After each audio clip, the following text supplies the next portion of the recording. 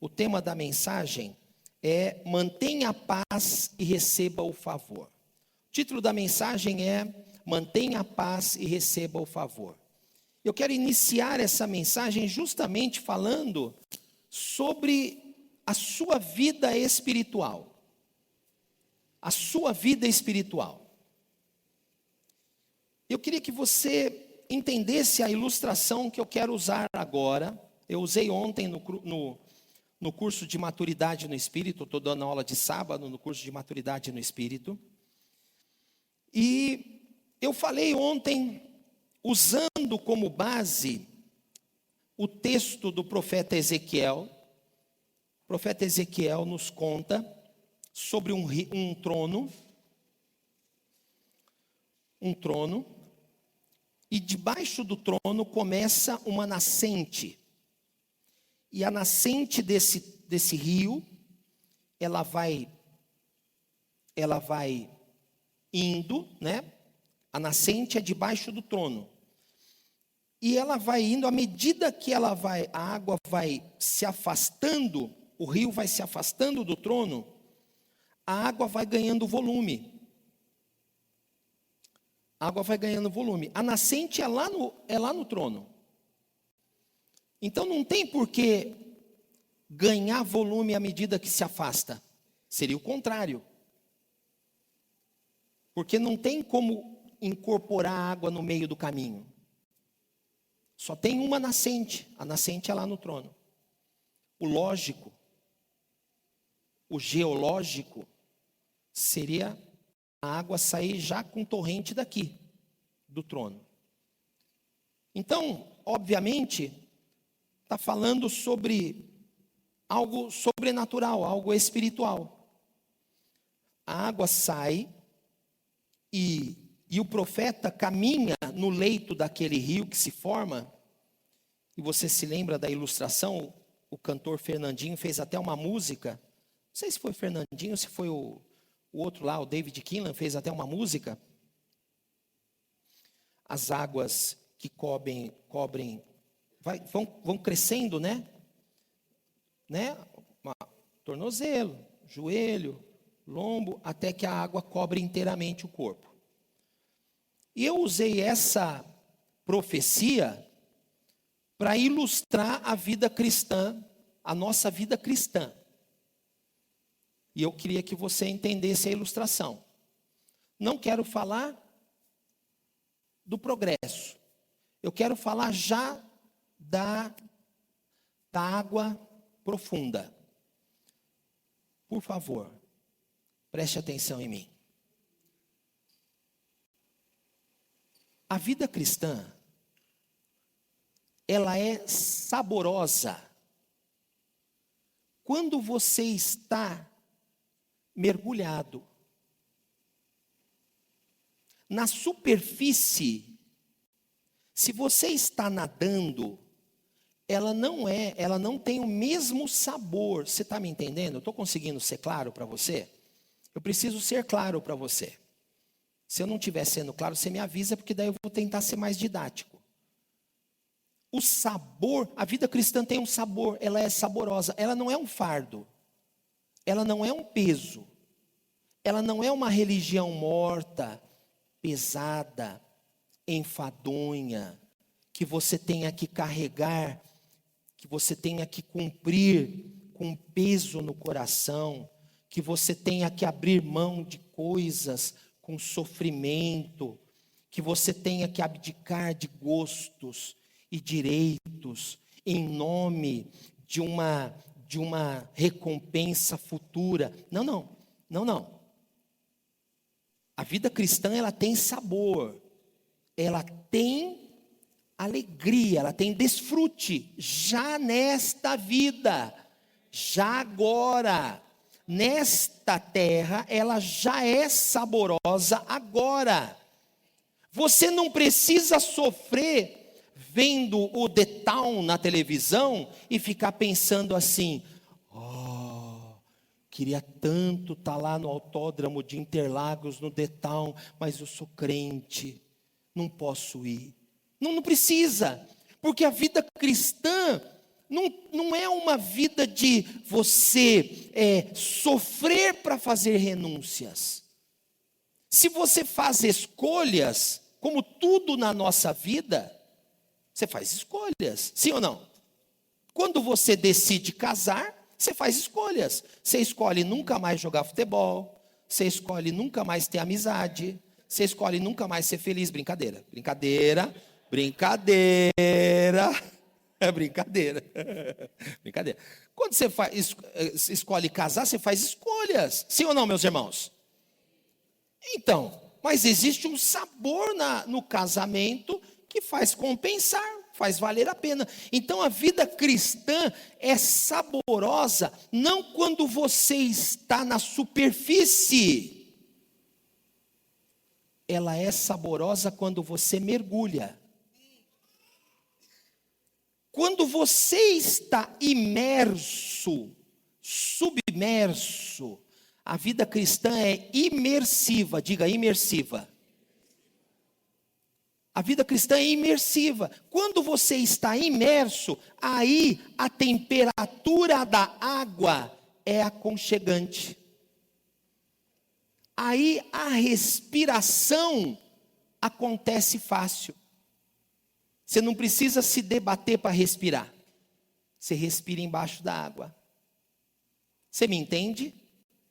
Aí a velocidade de mergulho é rápida, porque é o Espírito que te move. Você me entende? Então, o sabor da vida cristã acontece quando você tem uma vida imersiva. Agora eu vou te contar uma coisa que você não tinha talvez pensado. Tudo nessa vida que tem sucesso é imersivo. Dá para ser atleta de alto rendimento sem ser imersivo? Dá para ser crossfiteiro sem ser imersivo? Dá para fazer dieta sem ser imersivo? Dá para ser diretor de empresa sem ser imersivo? Dá para ser dono de empresa sem ser imersivo? Você sabe o que eu estou dizendo sobre imersivo, né? O cara só vive em função daquilo.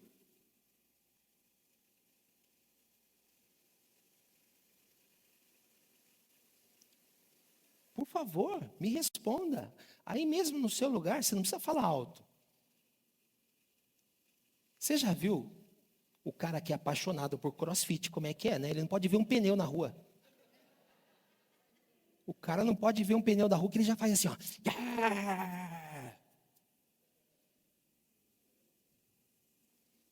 É imersivo, o cara só pensa naquilo, só segue coisas relacionadas a isso no Instagram. Eu não estou falando mal, eu estou falando que é assim, é imersivo.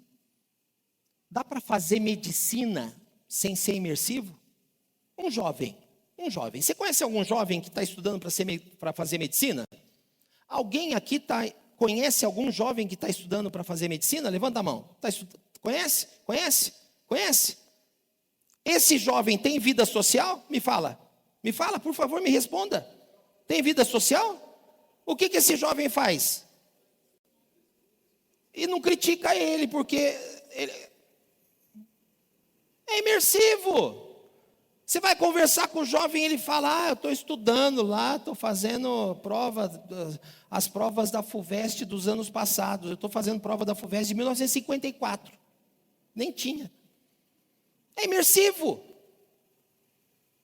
Os diretores das grandes empresas, o Bechemol lá da XP,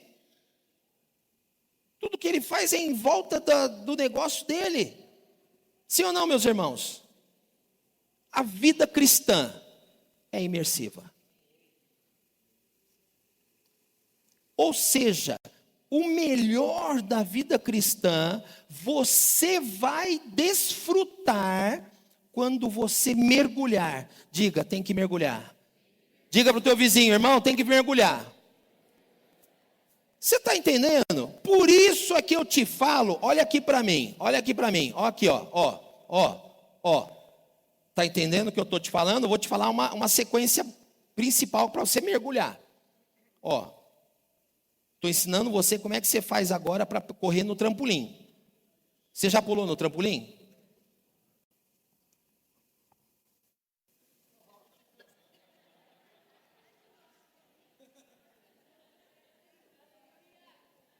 Essa semana eu cruzo a barreira dos 2 dígitos de novo. Estou chegando lá. Ô irmão, você não pode me ver pulando que ele vem tirar foto e filmar. Você quer me expor. Para você começar a ser imersivo, nós temos um trilho aqui na igreja. Então você vai no encontro com Deus, faz a consolidação, faz o trilho do vencedor. Maturidade no espírito, CTL, célula e discipulado. Então você precisa entrar na célula e fazer parte do discipulado da célula. Para você fazer parte do discipulado da célula, você precisa ter função na célula. Ser anjo, anfitrião ou líder em treinamento. Fale com o seu líder de célula e fala, eu preciso fazer parte, o pastor falou que eu preciso ser imersivo. Eu quero fazer parte do discipulado da célula. E aí você vai fazer parte do discipulado. E no discipulado tem que cair fogo. Tem que cair fogo. Cutuca teu vizinho e fala, tem que cair fogo no discipulado. Porque não dá para cair fogo no culto.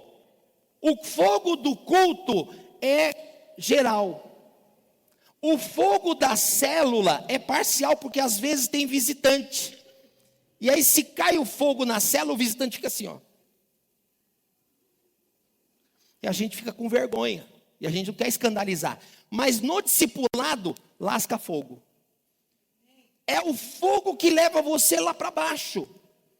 É o fogo que tira você do natural e leva você para a experiência imersiva. Leva você para ouvir de Deus e para perceber o Senhor. Faz você andar no sobrenatural. Deus quer que você ande no sobrenatural. É lá que está o sabor da vitória. É lá que está a vida com Deus mais saborosa. Amém ou não, meus irmãos? Para de andar no natural. O natural é para os fracos. Ande no sobrenatural. Amém ou não, queridos? Esse é o caminho. Eu quero sugerir para você, líder de célula, que durante essas 3 semanas de jejum,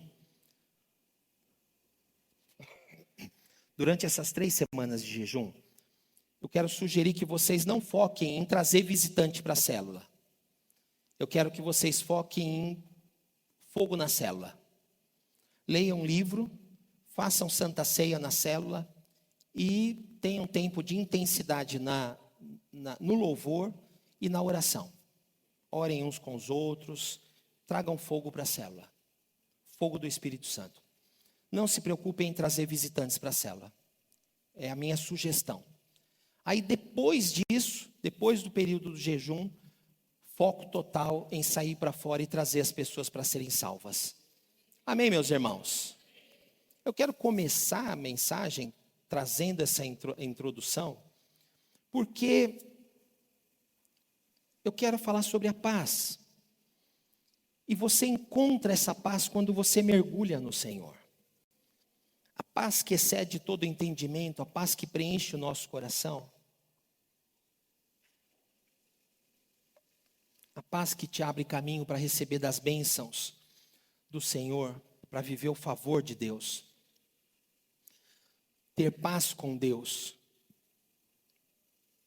Lá em Romanos capítulo 5, versículo 1. Versículos 1 e 2. Romanos capítulo 5, versículos 1 e 2. Olha o que diz a Bíblia.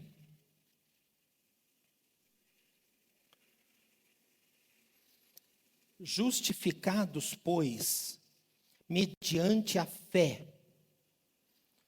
Justificados, pois, mediante a fé. Temos paz com Deus, por meio de nosso Senhor Jesus Cristo. Nós temos paz com Deus. Paz com Deus. Temos paz com o Ser Supremo. Temos paz com aquele que nos ama. aquele que nos conhece integralmente. Eu gosto de pensar nisso. Deus nos conhece. Deus nos conhece. É a única pessoa que nos conhece de fato.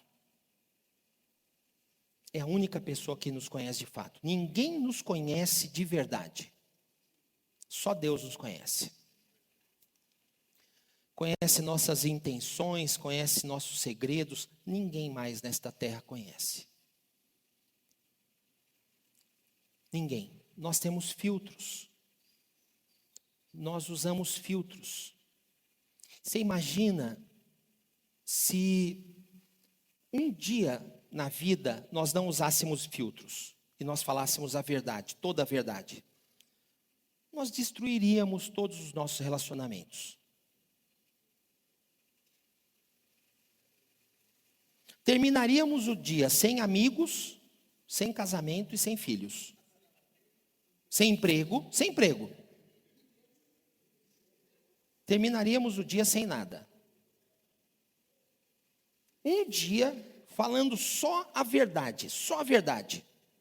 Ah, pastor, eu não minto. Irmão, irmão. Tadinho. Você não mente, você usa filtro. Codinome beija-flor. Codinome máscara, filtro. Um dia sem filtro a gente perde tudo. Um dia. Sem emprego, sem mulher, sem filho, sem amigos, sem igreja, sem nada. Deus é o único que nos conhece integralmente. E a Bíblia está dizendo que nós temos paz com Ele. Ele sabe de tudo e nós temos paz com Ele. Se você crê na obra de Jesus na cruz do Calvário, se você crê que aquela obra tirou os seus pecados, removendo toda maldição, removendo toda vergonha, removendo toda condenação, então você é justificado pela fé. Você não é justificado por alguma obra. É isso que é importante a gente sempre frisar.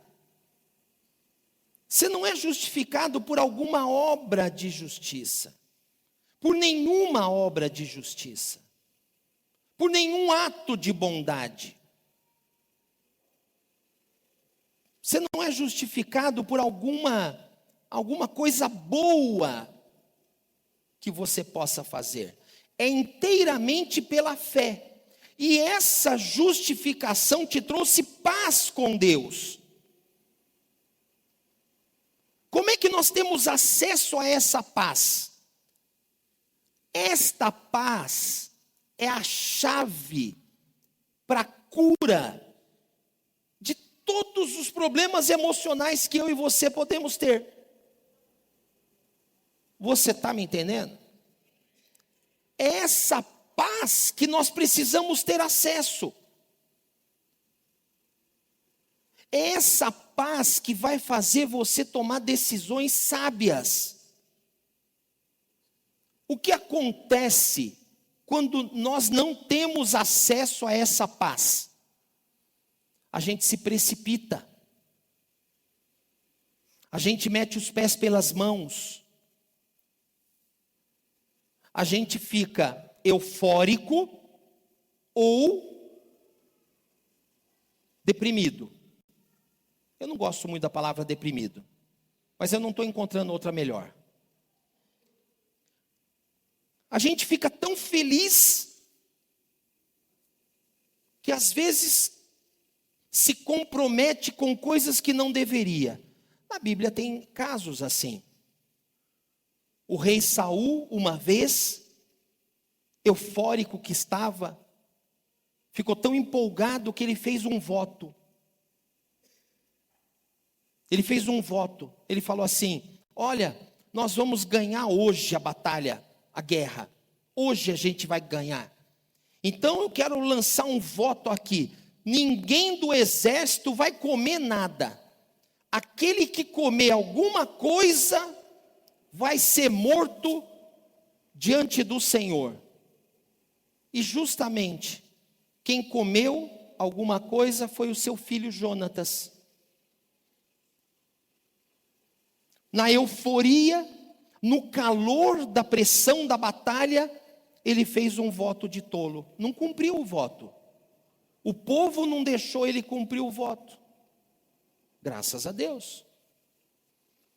Uma outra pessoa, um juiz, ele fez um voto de tolo também. Ficou tão animado. E ele falou: olha, hoje é dia de festa. A primeira pessoa que eu vir, eu vou consagrar ao Senhor. Vou oferecer de sacrifício ao Senhor. E foi a filha dele que saiu. Ele viu, a primeira pessoa que ele viu foi a filha dele.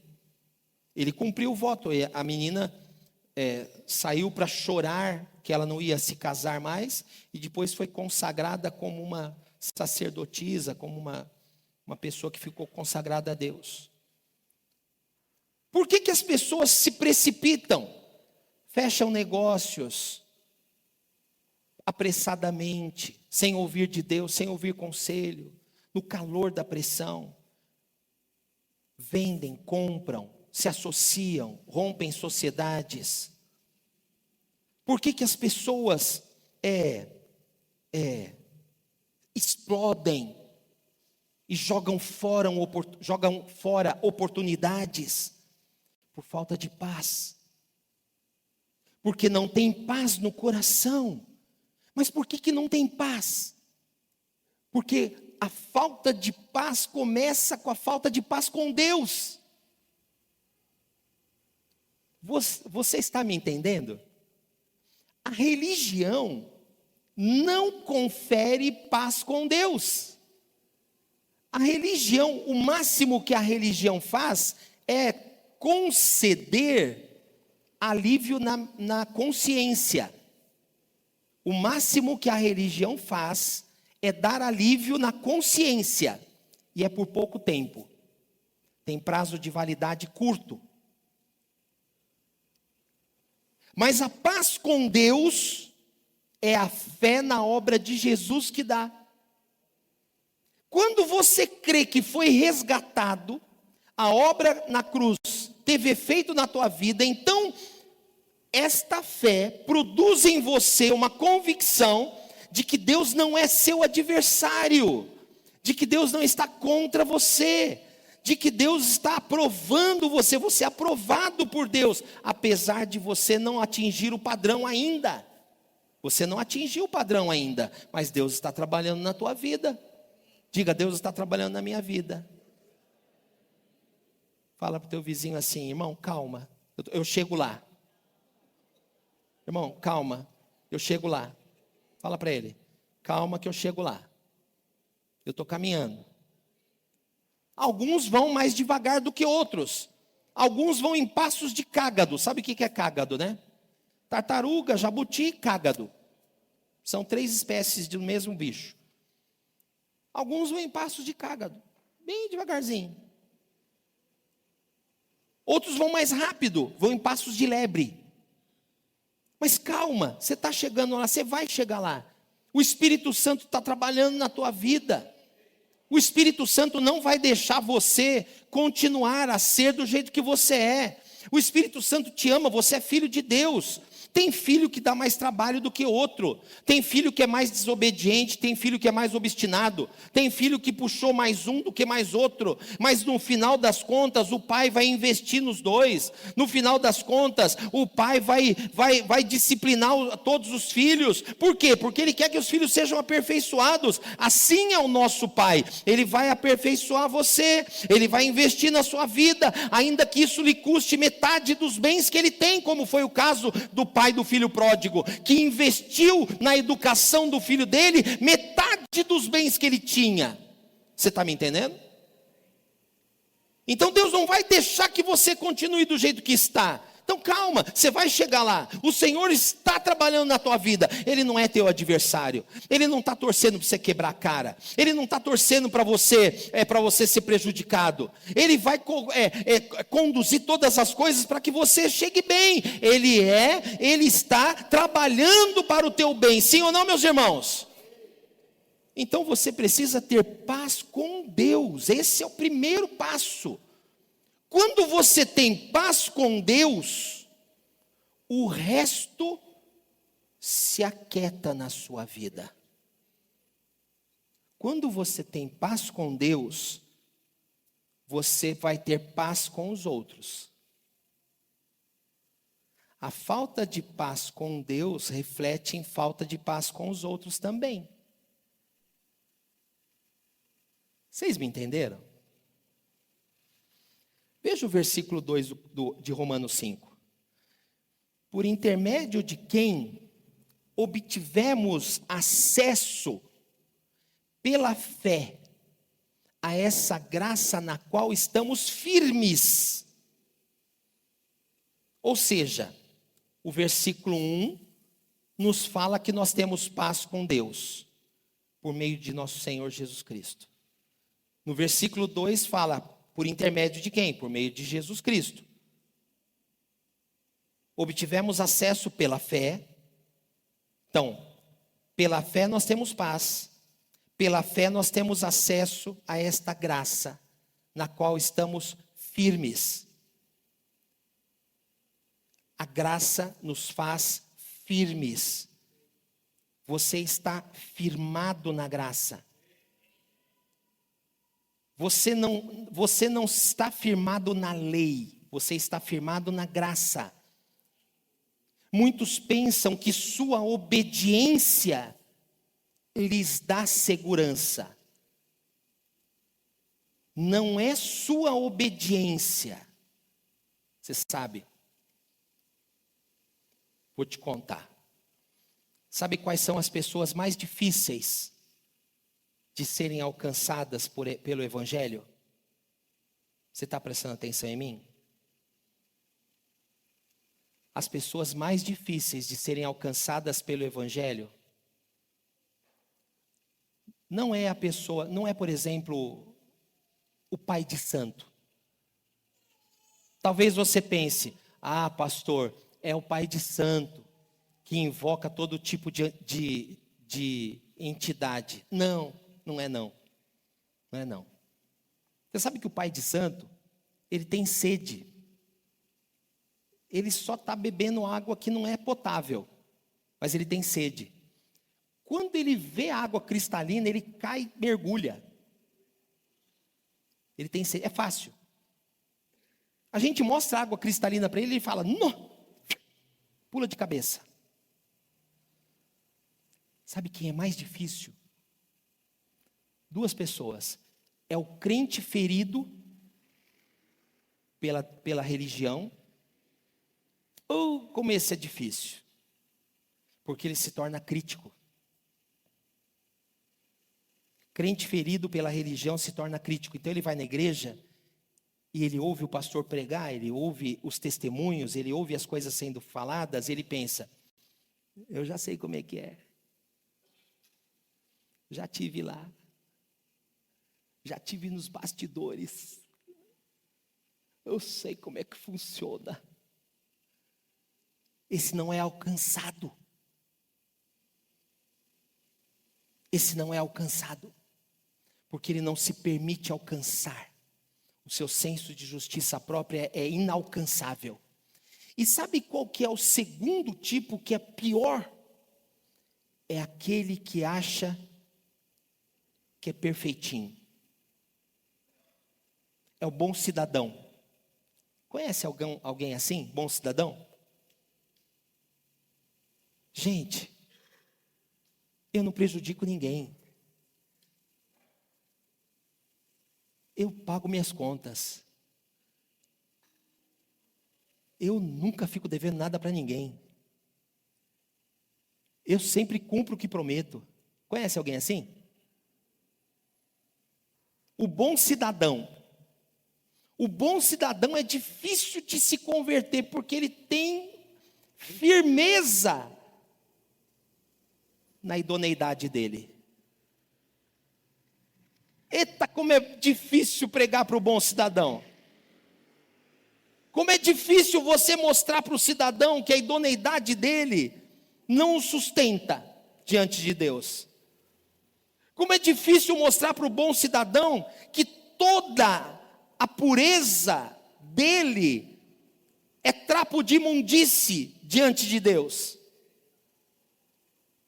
Como é difícil mostrar para o bom cidadão que Deus olha para ele e o vê tão pecador quanto qualquer outra pessoa. Ele não enxerga. O que nos dá segurança? Irmão, deixa eu te falar. O que nos dá segurança? A graça é o que está dizendo aqui. Nós obtivemos igualmente acesso pela fé. Diga pela fé. Pela fé. Se é pela fé, não há evidência visível. Se é pela fé, não é por sensação ou por sentimento. É pela fé. Diga pela fé. É pela fé, não é por sensação, por evidência. Eu não tenho comprovação, não há evidência humana, não há evidência mensurável, é pela fé. Deus não precisa mostrar evidências para mim, sua palavra basta. Não há evidência nenhuma que baseie a minha fé, é pela fé. Eu confio em quem Deus é, e nós temos acesso igualmente a esta graça pela fé, na qual estamos firmes. É o que sustenta a minha vida. O que sustenta a minha vida? A graça de Deus. O que sustenta a minha vida? Não é a minha justiça, não é a minha idoneidade, não é o meu caráter, não é a minha habilidade de liderar, não é o meu talento natural de pregar, não é a minha capacidade de argumentação, não são os contatos que eu tenho, o networking que eu faço, acordar 4h59 da manhã, não é isso que sustenta a minha vida, não é tomar banho gelado também. Detesto tomar banho gelado. Se para enriquecer eu precisar tomar banho gelado, eu vou morrer pobre.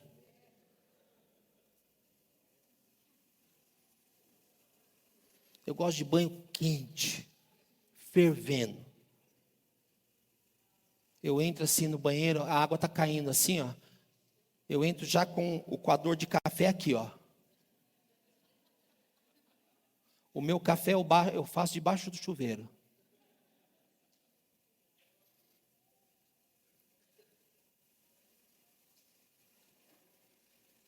Você está me entendendo? Eu confio na graça de Deus, porque Ele é confiável. Ele é confiável. Deus é confiável. Sim ou não, meus irmãos? Acesso a esta graça na qual estamos firmes. Agora eu quero te mostrar uma coisa. Você viu também aqui no versículo 2? E nos gloriamos na esperança da glória de Deus. Irmãos, é interessante essa palavra glória. Recentemente, eu ministrei para vocês o que é dar glória a Deus. Vocês se lembram? Eu vou repetir porque eu preciso que vocês entendam essa parte para eu continuar a mensagem.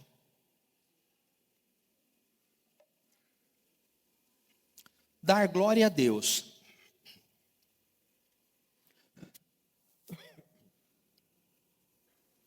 Presta atenção. Você sabe, a religião pentecostal, principalmente a religião pentecostal, Gabi, você está prestando atenção em mim? Tem que prestar atenção em mim. É importante, não dorme não. Tá bom? Íria, não deixa ela dormir. Tá bom? Importante você prestar atenção em mim. principalmente a religião pentecostal, crente gosta de sinal. Crente gosta de espetáculo. Então, quando fala em glória, o que vem à tua memória? Fulgor, brilho. Nossa, o culto foi glorioso. O que você imagina? Um culto cheio de sinais, gente falando em línguas, curas, milagres. Para o pentecostal, nós somos pentecostais, a gente gosta disso, e tudo bem. Glória, nossa, glória a Deus. Glória a Deus é como se fosse uma explosão de brilho no céu. É como se, nossa, Deus seja glorificado. É como se houvesse fogos de artifício no céu, na sala do trono. Explodisse fogos de artifício. Glória. Só que eu vou te falar uma coisa. Olha aqui para mim. A palavra glória, ela tem 2 ou 3 significados. Eu quero falar de dois. O primeiro significado é pensar bem a respeito da pessoa. Ter bons pensamentos a respeito da pessoa. Glorificar o solano, dar glória ao solano é pensar bem a respeito do solano. Alguém chegar para mim e falar assim: o solano, pelo amor de Deus, fez isso. Não, peraí, eu conheço o solano. O solano não deve ter feito isso. Eu estou dando glória ao solano. É pensar bem a respeito do solano. É o primeiro significado da palavra glória. Você está me entendendo? Irmãos, quando a Bíblia diz que você tem que dar glória a Deus, o primeiro significado não é você encher Deus de brilho. Senão ele mandava você comprar purpurina e jogava. Não, é pensar bem a respeito de Deus. É pensar bem a respeito de Deus, ter um bom pensamento a respeito de Deus. Pastor, mas eu tenho um bom pensamento de Deus.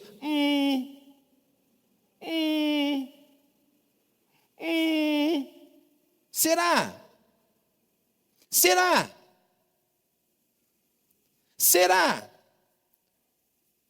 Você está atrasado para pegar o voo. Você sai na garagem e o pneu está furado. Oh Deus, por que o senhor deixou acontecer isso? Isso é pensar bem? Atribuindo a culpa do pneu estar murcho a Deus? Isso é pensar bem? O que é dar glória a Deus nesse caso? Ô Senhor, o Senhor está me livrando. Ou Deus, o Senhor é poderoso. Ou para fazer o avião atrasar, ou para me fazer chegar lá a tempo. Ou para me fazer ter uma força descomunal aqui para trocar esse pneu em tempo recorde. Isso é pensar bem a respeito de Deus. Pense nas pessoas que estão aqui, nas pessoas que você conhece. Se eu chegar para você, Alex, se eu chegar para você e falar assim: Alex, tem uma coisa triste para te dizer. O pastor Tiago falou que ele não quer mais caminhar com você porque você é muito. Hã? Não, é você, que ele não gosta de você. Você ia acreditar? Você não ia acreditar em mim. É isso mesmo. Por quê? Porque você conhece ele. Você conhece a mim também, mas você conhece ele. Você dá glória a ele, sabendo quem ele é. Alex, se eu falar para você que durante 6 meses, todo dia 5, eu vou te dar R$1.000, você ia confiar na minha palavra? Plenamente? A ponto de você gastar o dinheiro, fazer uma dívida? Você ia fazer isso? Por quê? Você ia dar glória a mim, confiando nesse tanto? Porque você confia em mim. Entendeu o que é dar glória a Deus? Entendeu o que é dar R$100 na ajuda do prédio novo? Entendeu o que é fazer uma oração e crer que Deus, como a Regina disse, hoje, Deus cumpre o que promete? Se o pastor Tiago é capaz de cumprir o que promete, se eu sou capaz de cumprir o que prometo, você acha que Deus não é capaz de cumprir o que promete? Presta atenção no que eu vou te dizer. Abraão é o pai da fé. Um dia Deus chegou para Abraão e falou assim, Gabriela. Ele falou assim: Abraão, pega o teu filho, o teu único filho. Pega o teu filho, o teu único filho. Você não tem outro filho. Ismael não é teu filho da promessa. Pode ser teu filho biológico, mas não é o filho da promessa. Pega o teu único filho, aquele que deveria levar o teu legado, aquele que deveria levar a tua unção. Pega teu único filho e oferece para mim em sacrifício. E aí Abraão falou: vou fazer isso.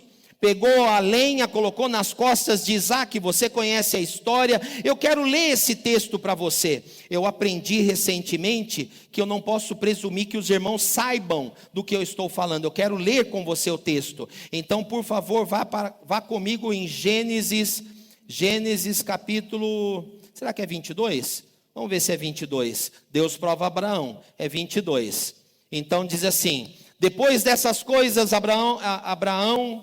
Depois dessas coisas, pôs Deus Abraão à prova e lhe disse: Abraão, este lhe respondeu: eis-me aqui. Acrescentou Deus: toma teu filho, teu único filho Isaque, a quem amas, e vai-te à terra de Moriá, oferece-o ali em holocausto sobre um dos montes que eu te mostrarei. Levantou-se, pois, Abraão de madrugada, e tendo preparado o seu jumento, tomou consigo 2 de seus servos e a Isaque seu filho, rachou lenha para o holocausto e foi para o lugar que Deus lhe havia indicado. Ao 3º dia, erguendo Abraão os olhos, viu o lugar de longe. Então disse a seus servos: espera aqui com o jumento, eu e o rapaz iremos até lá, e havendo adorado, voltaremos, plural, voltaremos. Fé é declarar antes de ver. Fé é declarar antes de ver. Diga: fé é declarar antes de ver.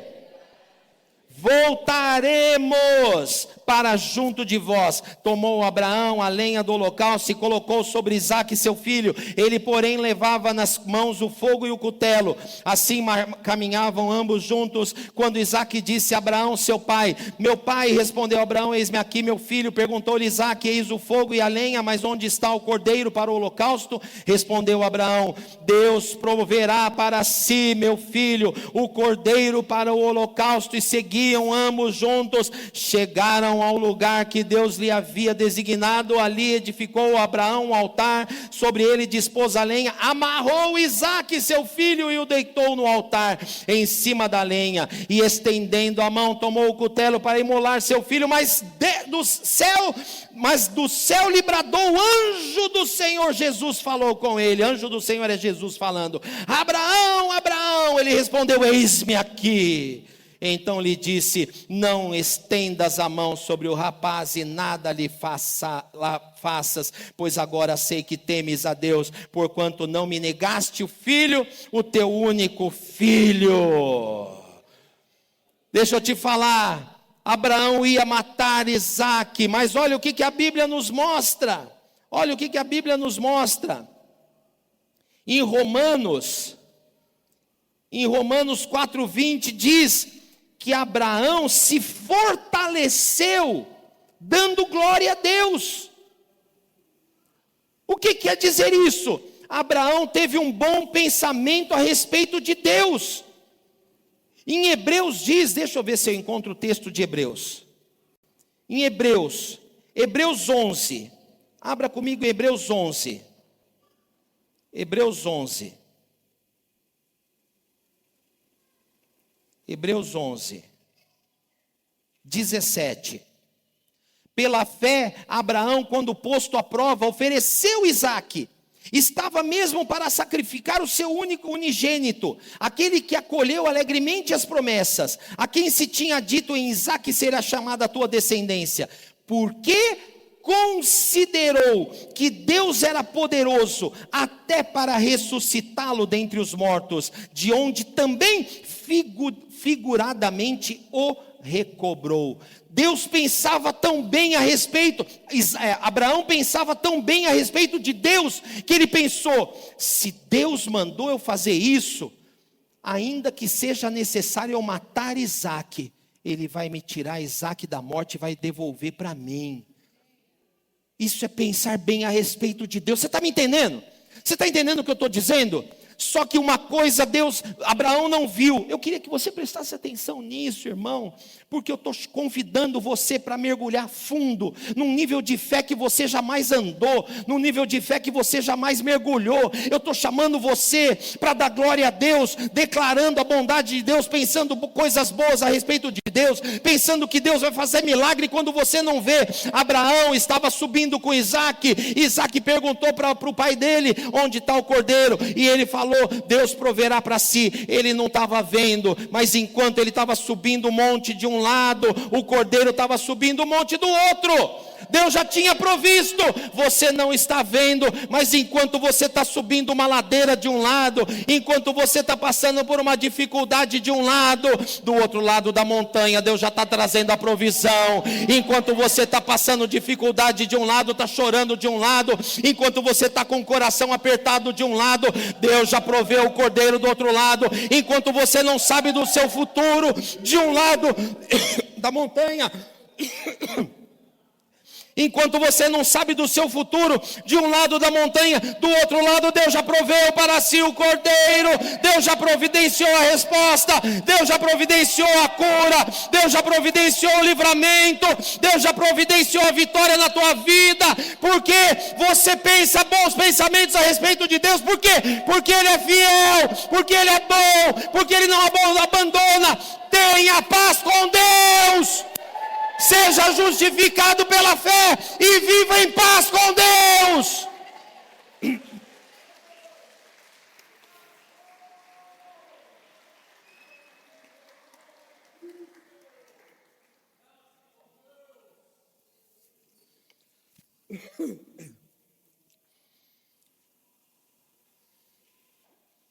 Você está me entendendo? Na prática, como é que você faz isso? Na prática, lá em Jó, olha o que a Bíblia diz em Jó, capítulo 22, versículo 21, no Velho Testamento. Dizem que a história de Jó aconteceu antes do dilúvio.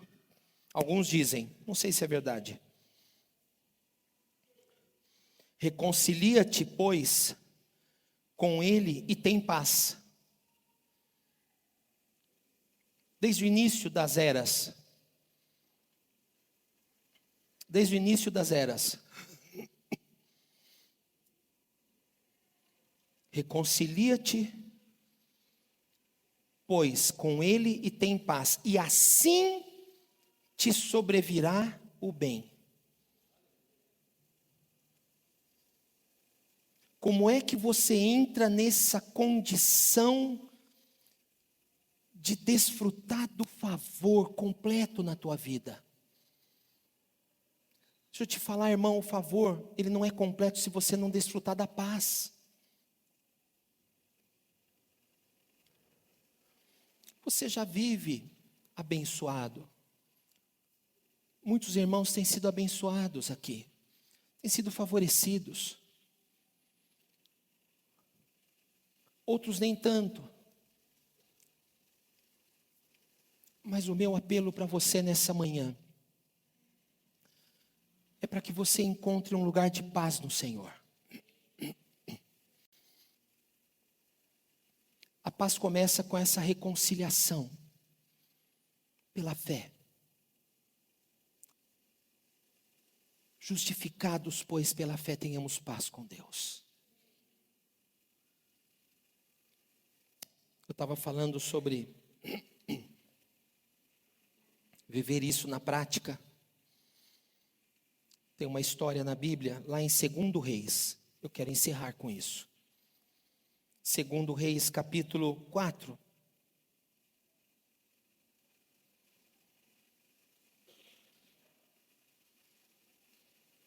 Segundo Reis, capítulo 4, versículo 20.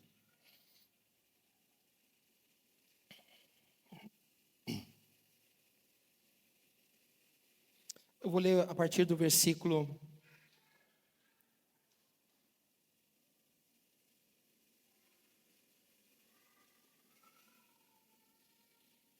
18. Tendo crescido o menino, saiu certo dia a ter com seu pai, que estava com segadores. Disse a seu pai: ai, minha cabeça. Então o pai disse ao seu moço: leva-o à sua mãe. Ela o tomou e o levou à sua mãe. Ele o tomou e o levou à sua mãe, sobre cujos joelhos ficou sentado até o meio-dia, e morreu. Subiu ela e deitou sobre a cama do homem de Deus. Fechou a porta e saiu. Chamou seu marido e lhe disse: manda-me um dos moços e uma das jumentas, para que eu corra ao homem de Deus e volte. Perguntou ele: por que vais a ele hoje? Não é dia de festa da lua nova, nem sábado. Ela disse: não faz mal. Na verdade ela falou, o original diz assim, shalom.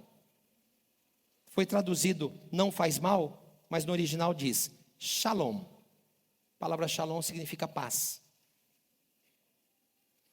Então fez albardar a jumenta e disse ao moço: guia e anda, não te detenhas no caminhar, senão quando eu te disser. Partiu ela, pois, e foi ter com o homem de Deus ao Monte Carmelo. Vendo de longe o homem de Deus, disse a Geazi seu moço: eis aí a sunamita. Corre ao seu encontro e dize-lhe: vai tudo bem contigo, com o teu marido e com o menino? Ela respondeu: shalom. Paz. Chegando ela, pois, ao homem de Deus, ao monte, abraçou-lhe aos pés. Então se lhe chegou Geazi para arrancá-la, mas o homem de Deus lhe disse: deixa, porque a sua alma está em amargura e o Senhor me encobriu e não me manifestou. Deixa eu te contar o que aconteceu aqui. Essa mulher não podia ter filhos. E ela identificou o homem de Deus, Eliseu, como sendo um grande profeta. E ela, tendo muito amor para dar, você está me ouvindo? Esta mulher não tinha filhos, mas tinha muito amor para dar. O que ela fez? Dedicou todo o amor que ela tinha na obra de Deus. É assim que se faz. É assim que se faz. E então, ela fez um cômodo na casa dela e organizou para que o homem de Deus ficasse lá, quando passasse por aquela região. E o homem de Deus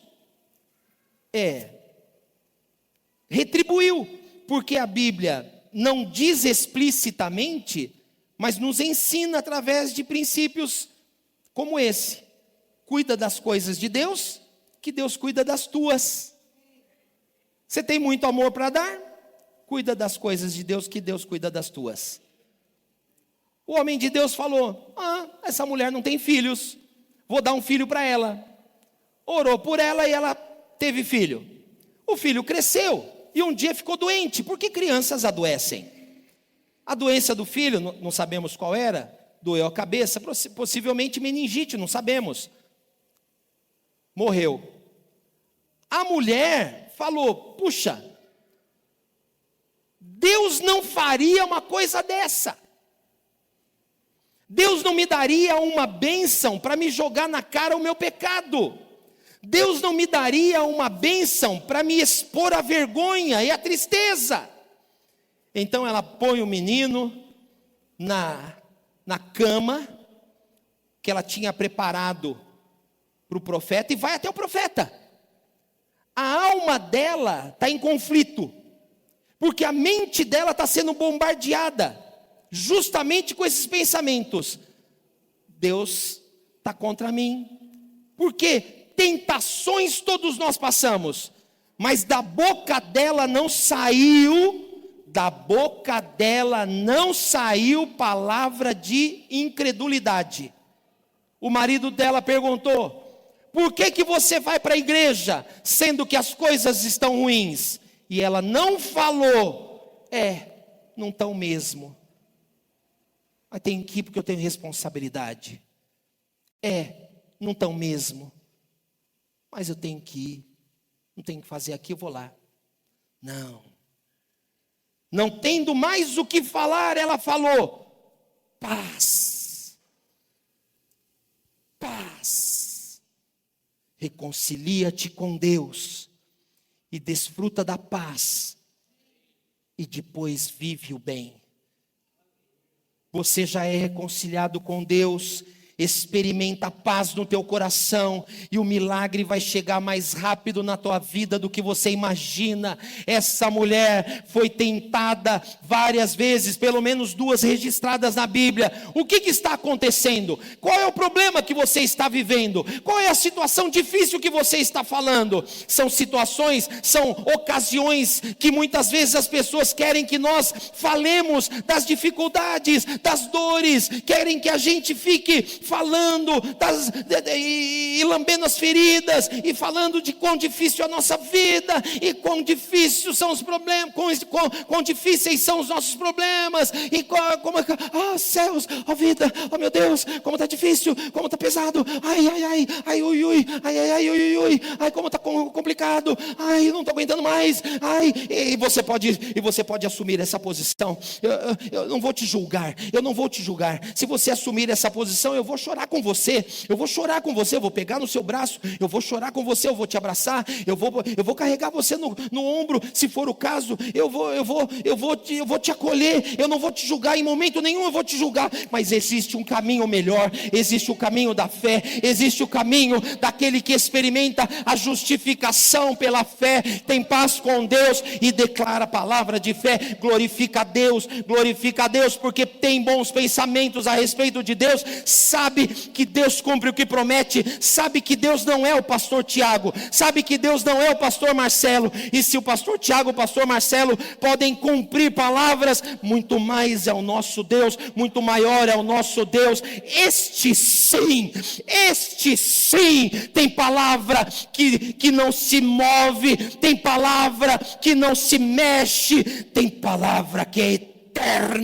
Céus e terra passarão, mas as palavras deste Todo-Poderoso não passarão.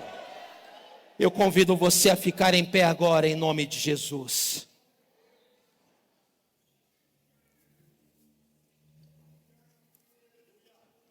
Nós vamos encontrar um lugar de paz no Senhor agora. Um lugar de paz no Senhor. O que é que quer tirar a tua paz?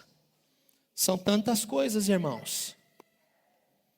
São tantas coisas que querem tirar a nossa paz.